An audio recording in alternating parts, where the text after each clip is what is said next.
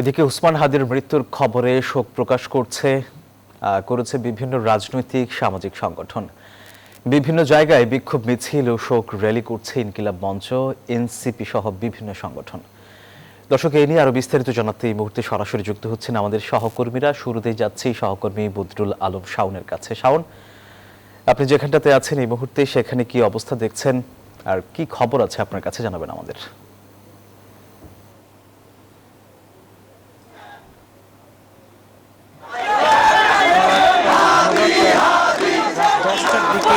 হাদির ফেসবুক পেজে যখন ঘোষণা হলো যে হাদি তখন কিন্তু এই যে রাজধানীর শাহবাগ মোড়টি অবরোধ করে বিক্ষুব্ধ জনতা এবং ইনকিলাব মঞ্চের যারা সমর্থক রয়েছেন তারা কিন্তু এখানে অবস্থান নেন এবং এই শরীফুল ইসলাম হাদি, আপনি জানেন তিনি ইনকিলাব মঞ্চের মুখপাত্র ছিলেন, তার এই অনাকাঙ্ক্ষিত হত্যাকাণ্ডের ঘটনায় তারা হচ্ছে যে এখানে যারা জনতা রয়েছে, বিক্ষুব্ধ জনতা রয়েছে, তারা কিন্তু এই অন্তর্বর্তী সরকারের তারা যে স্বরাষ্ট্র উপদেষ্টা রয়েছে তার পদত্যাগ দাবি করছেন। পাশাপাশি আইন শৃঙ্খলা পরিস্থিতির যে অবনতি, সেই অবনতির জন্য অন্তর্বর্তী সরকার তারা অন্তর্বর্তী সরকার দোষারোপ করছেন।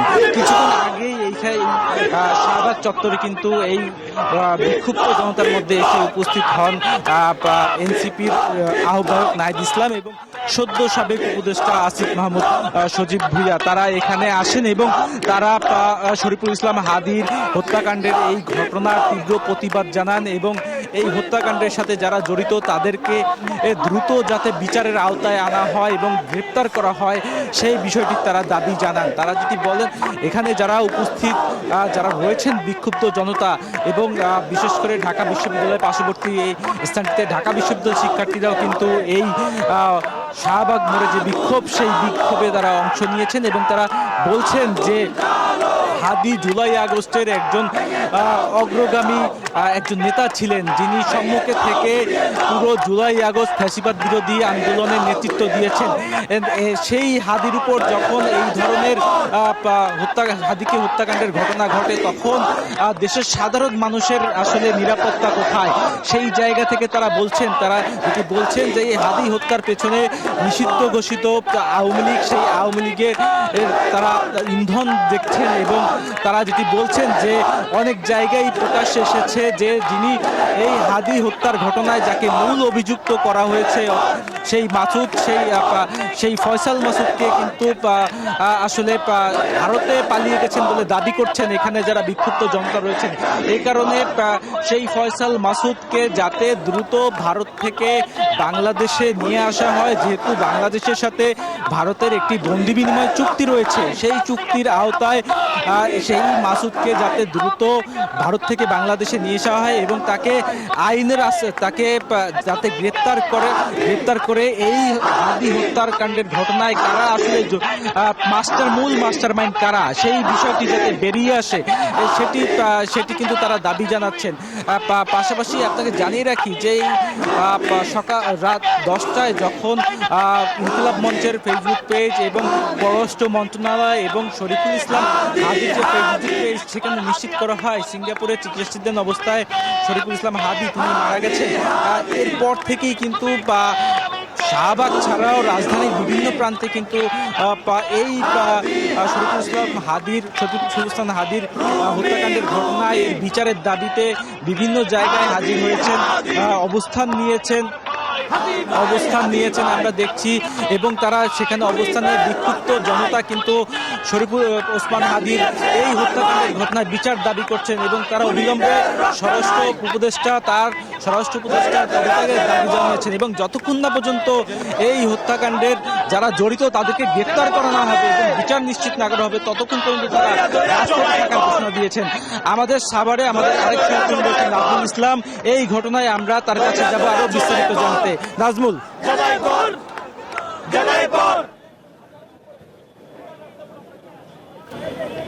শাওন, আপনাকে ধন্যবাদ। আপনি যেমনটি রাজধানী থেকে জানাচ্ছিলেন, এই মুহূর্তে রয়েছে আমি ঢাকা আরিচা মহাসড়কের ইয়ামিন চত্বরের দুই পাশেই কিন্তু তারা টায়ার জ্বালিয়ে কিন্তু পিকেটিং করছে এবং আমরা যদি দেখাই যে এখানে সড়কে কিন্তু তারা টায়ার জ্বালিয়ে কিন্তু তারা বিক্ষোভ করছে এবং ছাত্র জনতা আপনি দেখতেই পাচ্ছেন যে অসংখ্য পরিবহন কিন্তু আটকে আছে এবং ঠিক 1 ঘন্টা ধরে কিন্তু সড়ক বন্ধ রয়েছে এবং আপনাদের যদি একটু দেখাতে চাই যে সড়কের দুই পাশেই কিন্তু যে টায়ার জ্বালিয়ে তারা বিক্ষোভ করছে এবং বিভিন্ন স্লোগান দিচ্ছিলেন এবং সেখানে আপনারা জানেন যে ঠিক 11:30টায় কিন্তু আসলে মূলত শুরু হয়েছে এবং বিক্ষোভ এবং একই সঙ্গে কিন্তু যে উসমান হাদির গুলি করে হত্যার ঘটনায় খুনিদের গ্রেপ্তারের দাবিতে কিন্তু দেখতেই পাচ্ছেন যে তারা এখানে সড়কে তারা বসে পড়েছে এবং একই সঙ্গে যে আপনারা জানেন যে এই হত্যাকাণ্ডের সাথে যারা জড়িত তাদেরকে এখনো গ্রেপ্তার করা হয়নি এবং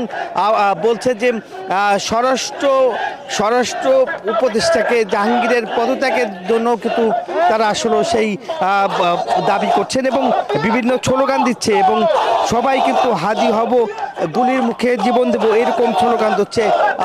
ছাত্রলীগ ধরে জেলে ভর এরকমও স্লোগান দিচ্ছে এবং তারা বলছে যতক্ষণ পর্যন্ত এই হত্যাকাণ্ডে যারা জড়িত তাদের গ্রেপ্তার না করা হবে ততক্ষণ পর্যন্ত তারা মহাসড়ক ছেড়ে যাবে না, এরকম কথাই আসলে বলছিলেন এখানকার লোকজন এবং একই সঙ্গে আসলে দুই পাশে কিন্তু সড়কে অসংখ্য পরিবহন আটকিয়ে থাকার কারণে মানুষের যে দুর্ভোগ সেটা কিন্তু পোহাতে হচ্ছে।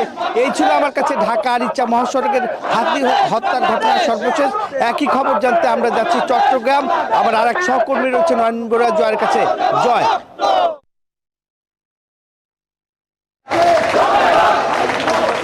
ধন্যবাদ নাসমুল আপনাকে। আপনি যেমনটা দেখিয়েছেন তেমনিভাবে কিন্তু চট্টগ্রামেও আমরা দেখতে পাচ্ছি যে ওসমান হাদির মৃত্যুর খবর ছড়িয়ে পড়ার পরে কিন্তু চট্টগ্রামের বিভিন্ন জায়গায় কিন্তু ছাত্র জনতার অবস্থান দেখা যাচ্ছে। 2 নম্বর গেট এলাকায় দেখতে পাচ্ছেন যে এখানে কিন্তু ইনকলাব মঞ্চ থেকে শুরু করে বিভিন্ন ছাত্র সংগঠক যারা আছেন তারা কিন্তু অবস্থান নিয়েছেন। তার কারণে কিন্তু যে বিক্ষোভ মিছিলটি চট্টগ্রামের এই জায়গায় যে অবস্থান দেখা যাচ্ছে, এখান থেকে তারা ইন্ডিয়ান হাই কমিশনের অফিসের সামনে গিয়ে তারা সেখানেও কিন্তু বিক্ষোভ করছে।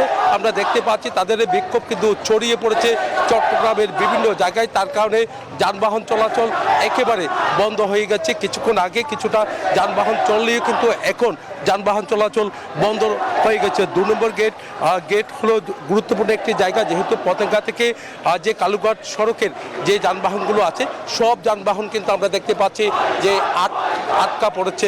দেখতে পাচ্ছেন যেহেতু আগামীকাল ছুটির দিন, তার কারণে কিন্তু যাত্রীরা যে বিভিন্ন জায়গা থেকে তাদের গন্তব্যস্থানে বাসা বাড়িতে ছুটার কথা থাকলেও কিন্তু তারা কিন্তু এখানে ইনকলাব মঞ্চ সহ ছাত্র জনতার অবস্থান থাকার কারণে কিন্তু আমরা দেখতে পাচ্ছি এখানে যানবাহন চলাচল একেবারে বন্ধ হয়ে গেছে। তো এখানে যারা শিক্ষার্থীরা, ছাত্র জনতা, এমনকি শিক্ষার্থীরা, এমনকি ছাত্র সংগঠক যারা আছেন তাদের অবস্থান কিন্তু আমরা দেখতে পাচ্ছি। তারা বলছেন যে হাদির এই ঘটনায় যারা জড়িত, হাদিকে যারা হত্যা করেছে তাদেরকে দ্রুত কিন্তু গ্রেপ্তারে তারা দাবি তুলেছে। তারা বলছেন দাবি পূরণ না হওয়া পর্যন্ত কিন্তু তারা তাদের যে আন্দোলন সেই আন্দোলন তারা চালিয়ে যাবে বলে আমাদেরকে জানিয়েছেন। আমরা দেখতে পাচ্ছি 2 নম্বর গেটে তাদের যেমনটা অবস্থান দেখা যাচ্ছে তেমনিভাবে ইন্ডিয়ান হাই কমিশনের যে অফিস রয়েছে সেখানে কুলসি এলাকায় সেখানেও কিন্তু আরেক পক্ষের অবস্থান দেখা যাচ্ছে। সব মিলে বলা যায় কিন্তু আবারও উত্তাল হয়ে উঠেছে বন্দরনগরী চট্টগ্রামেও আমরা দেখতে পাচ্ছি। আইনশৃঙ্খলা বাহিনী তারা সতর্ক অবস্থানে রয়েছে। তারা বলছে কোনো প্রকার যেন অপ্রীতিকর কোনো ঘটনা যেন না হয় সেদিকে কিন্তু তাদের নজর রয়েছে বলে আমাদেরকে জানিয়েছেন। এই ছিল আমার এখানকার সর্বশেষ। ফিরে যাচ্ছে আমার সহকর্মী, অপেক্ষা করছেন রাজশাহীতে মর্তুজার কাছে।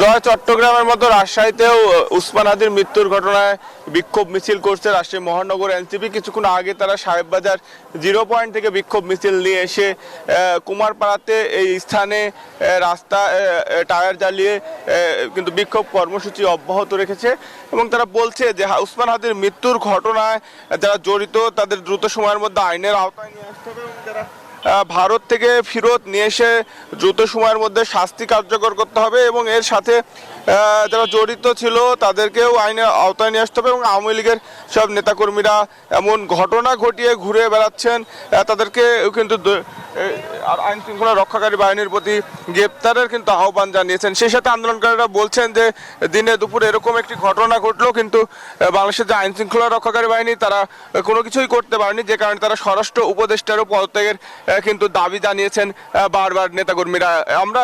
আমরা একজনের সাথে একটু কথা বলতে চাই, আন্দোলনকারী আসলে কি দাবি জানাচ্ছেন আপনারা একটু বলবেন?